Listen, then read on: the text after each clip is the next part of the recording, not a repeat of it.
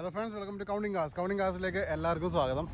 ഇന്ന് നിങ്ങളുടെ ഫ്രണ്ടിലേക്ക് എത്തിക്കാൻ പോണത് ഒരു വലിയൊരു വാഹനം തന്നെയാണ്. വലിയ വാഹനം എന്ന് പറയുമ്പോൾ എല്ലാവർക്കും അറിയാം, XUV 500 എന്ന് പറഞ്ഞ വാഹനമുണ്ട് മഹീന്ദ്രയുടെ.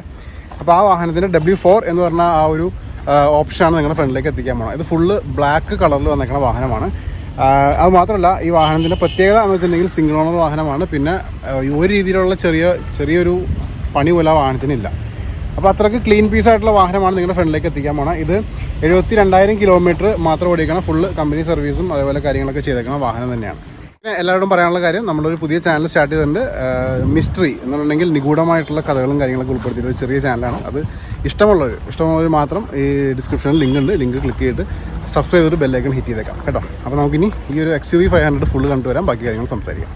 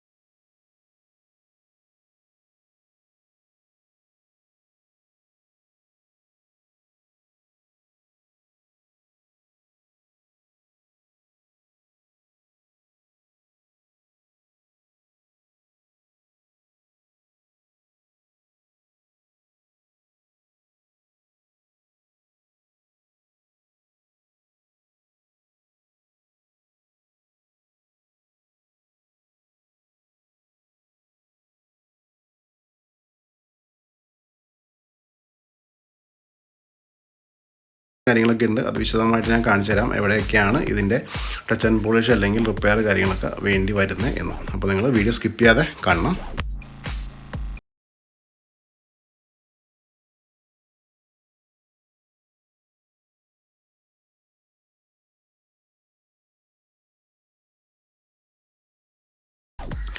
ടയർ ഭാഗം പരിശോധിക്കാം. ടയർ ഇവിടെ നമുക്ക് 60% മുകളിൽ ടയേഴ്സ് ഇവിടെ ബാക്കി നിൽക്കുന്നുണ്ട്.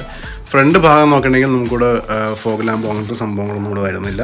പിന്നെ ഫ്രണ്ട് ഭാഗത്ത് നമ്മൾ നോർമലായിട്ട് കാണുന്ന ഒരു ക്രോം ഫിനിഷിൽ വന്നേക്കണ ഒരു ഗ്രില്ലിൻ്റെ അവിടെ വന്നേക്കണ ഭാഗം ഇപ്പോൾ ബ്ലാക്ക് ഔട്ട് ചെയ്ത് വന്നേക്കാണ്. ലെഫ്റ്റ് സൈഡിലെ ടയർ നോക്കിയാലും ആ സെയിം കണ്ടീഷൻ തന്നെയാണ്. പിന്നെ ബമ്പറിൻ്റെ സൈഡിൽ ചെറുതായിട്ടുള്ള ടച്ച് ആൻഡ് പോളിഷ് കാര്യങ്ങളൊക്കെ നമുക്കിവിടെ കാണാൻ പറ്റുന്നുണ്ട്. സൈഡ് പ്രൊഫൈൽ നോക്കുകയാണെങ്കിൽ നമുക്കിവിടെ ഇൻഡിക്കേറ്റേഴ്സൊക്കെ ഓൾറെഡി മിറേഴ്സിലുണ്ട്. അതുകൂടാതെ തന്നെ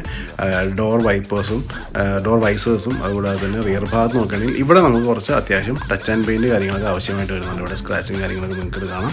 ടയേഴ്സ് വീണ്ടും ഒരു 70% ടയേഴ്സ് നമുക്ക് ബാക്ക് സൈഡിൽ നിൽക്കുന്നുണ്ട്.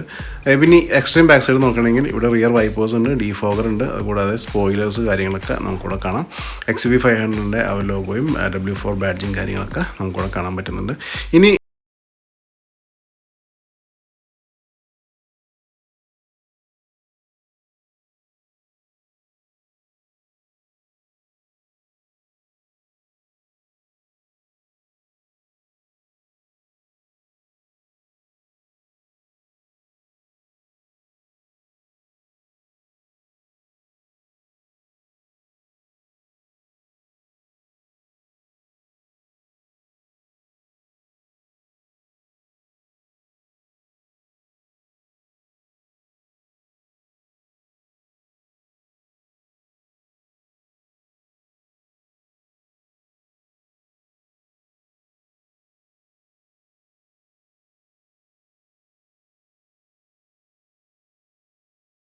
പവർ ഓൺ ചെയ്ത് നോക്കാം. ഓൺ ചെയ്തിട്ട് കിലോമീറ്റേഴ്സ് എത്രയായി എന്നും കൂടി നമുക്കൊന്ന് പരിചയപ്പെടേണ്ടിയിരിക്കുന്നു.